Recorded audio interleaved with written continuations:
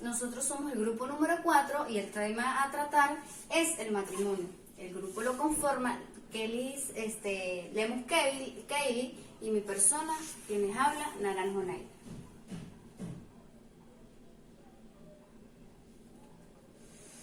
El matrimonio. Antes de definir el término de matrimonio, debemos conocer su origen etimológico. En él la abarca se estructura sobre las voces latinas.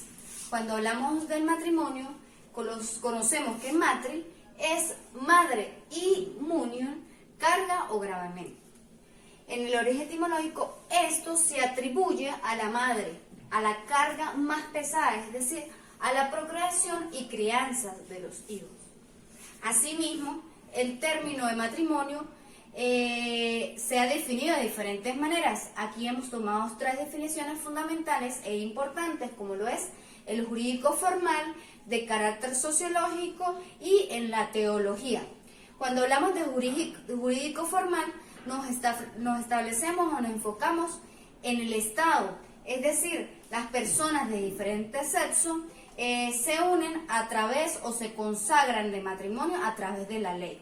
Cuando hablamos de carácter sociológico, la sociedad visualiza el matrimonio como aquel más duradero, y cuando se establece o se consagra la prole, cuando hablamos de la prole, es la creación de los hijos. En la teología, la unión del hombre y de la mujer dirigía al establecimiento de plena comunidad de vida, es decir, enfoca más la parte espiritual.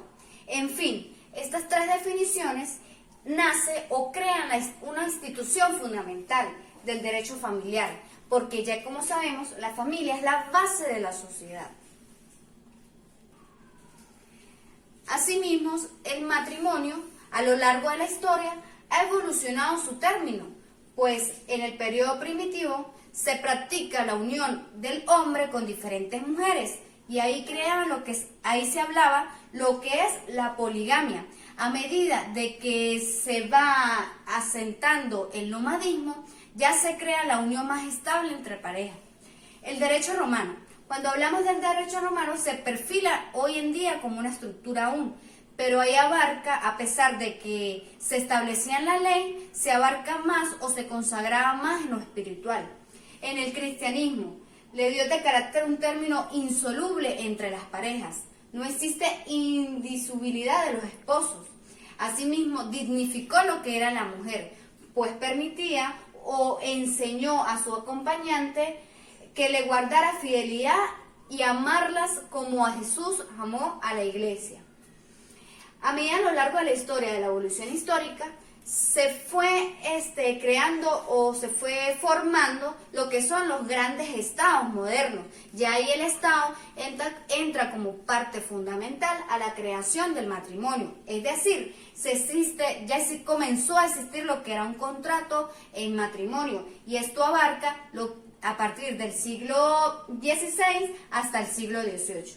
En fin, a medida de estas evoluciones históricas y la creación de un Estado moderno, hoy en día hablamos lo que es el matrimonio civil, que es un contrato estable y que se dio a partir de la Revolución Francesa y con la Constitución de 1971, específicamente en el artículo 7, título 1, la cual estableció la ley únicamente se considera matrimonio como contrato civil, y esta, a medida a lo largo de la historia, se fue extendiendo por lo largo de Europa y América Latina. Importancia y fines del matrimonio. La importancia deriva de su condición de fundamento de la familia, por lo que se considera la institución básica del derecho a la familia. Existen 3 fines fundamentales e importantes en el matrimonio, lo que vemos: la concepción social, la condición individual y el código canónico. Cuando hablamos de una concepción social, el matrimonio es la reproducción, es decir, la conservación de la especie humana. Cuando hablamos de la concepción individualista, aquí se expresa al mutuo auxilio, es decir, a la comprensión, el complemento entre los cónyuges. Cuando hablamos del código canónico, este se expresa en 2 fines, es decir, fines primarios y fines secundarios, la cual abarca lo que es la concepción social y toma parte de la concepción individualista, ya que se busca la conservación de la especie humana y de la educación de la prole, y asimismo el mutuo auxilio entre ambos parejas, entre ambos cónyuges. Continuando con la exposición, vamos a hablar sobre los caracteres del matrimonio. Este lo hemos dividido en 3 etapas. Los caracteres del matrimonio en el derecho romano, que solo el matrimonio era posible entre ciudadanos romanos. Era perpetuo y disoluble. En el derecho canónico se hablan de 3 caracteres. Habla sobre la unidad posible de matrimonio entre un hombre y una mujer. En este caso es indisolubilidad. No puede disolverse durante la vida del cónyuge, solo cuando alguno de ellos haya muerto. En el derecho civil moderno existen 5 caracteres. Se habla algo parecido al derecho canónico, en el cual solo es posible el matrimonio entre un hombre y una mujer. Se habla de la perpetuidad, que es el propósito de la unión para toda la vida. También se habla del lacismo, uno de los caracteres muy importantes, porque produce ya, en este caso, efectos jurídicos. Del consentimiento matrimonial, este debe de ser puro y simple entre los contrayentes. Y la solemnidad, porque deben de cumplirse los requisitos exigidos en una ley. De esta manera, podemos identificar la naturaleza jurídica del matrimonio en 7 partes. La naturaleza jurídica, como institución, es un conjunto de normas que rigen un matrimonio. Como acto jurídico de condición, implica una manifestación plurilateral de las voluntades. Ambas partes deben de estar de acuerdo. Como acto jurídico mixto, porque no solamente los cónyuges son los que tienen consentimiento, sino también hay la intervención del funcionario o de la oficina del registro civil. Como contrato ordinario, ¿por qué? Porque se aplica el matrimonio a todas las reglas y todos los elementos de validez que tiene un contrato.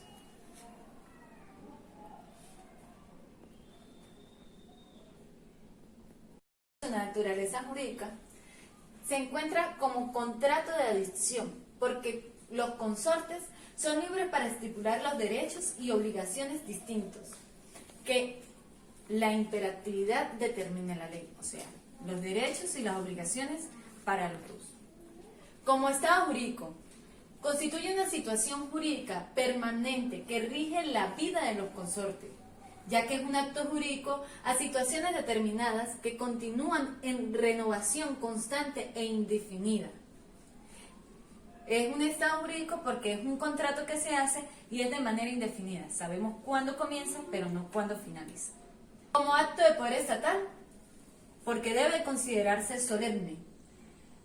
Y la ley exige para la celebración del matrimonio que se realice ante una autoridad, en nuestra legislación, ante un registro civil.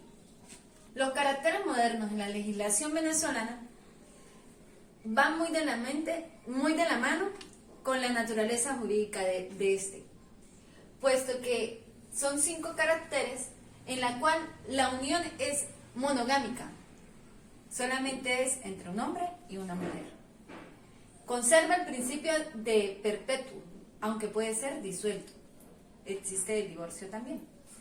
Lacismo, ya no es católico. Es solemne salvo lo establecido en el artículo 77 de nuestra Carta Magna, que iguala el matrimonio a las uniones concubinarias. Eso quiere decir de que es solemne tanto un matrimonio ante un registro como la unión concubinaria, puesto que ya traen los principios que rigen el matrimonio. Las uniones concubinarias poseen los fines del matrimonio, los cuales son la procreación, la conservación de la especie. Entonces, se considera también como un acto solemne. Y según el artículo 44 de nuestro Código Civil, el matrimonio no puede contraerse sino entre un solo hombre y una sola mujer. Esto debe de ser nada más entre un hombre y una mujer. No nos podemos casar ni una, ni dos, ni tres veces, porque ya cometeríamos algún delito.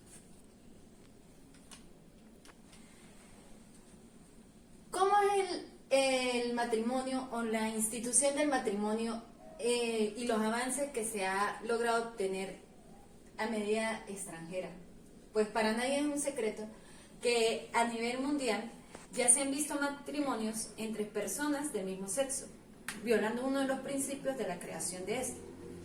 Hemos tomado cierta parte investigativa de una legislación específica como Brasil.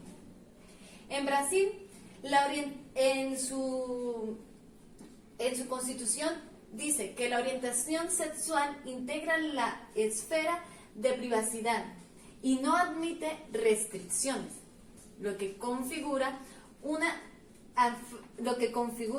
afrenta a la libertad fundamental a la que tiene derecho todo ser humano. Estamos hablando ya aquí de una igualdad. En Brasil se le llaman uniones homoafectivas. Según su artículo 4 de la Ley de Introducción del Código Civil en Brasil, nos aclara que en la lengua de la ley, o sea, en la falta de la norma, hay que valerse de la analogía, costumbres y principios generales del derecho. Nada diferencia las uniones hetero y homosexuales al modo de impedir que ambas sean definidas como familia. Aquí nos aclara que esta laguna en la ley nos da la analogía de decir que hay un derecho de igualdad y pues las personas homosexuales y heteros tienen derecho a contraer matrimonio. Estas personas que contraen matrimonio son llamadas en esa legislación como las familias homoafectivas. Se habla que se pluralizó el concepto de familia, que se identifica por la celebración del matrimonio, ya que estas dos personas del mismo sexo contraen matrimonio, se llama ya una celebración y ya se consagra una familia. La paternidad es reconocida por el vínculo de la afectividad, haciendo nacer la filiación socioafectiva. En este caso, como dos personas del mismo sexo, se utilizan métodos como inseminaciones, vientres artificiales o adopción, lo permiten.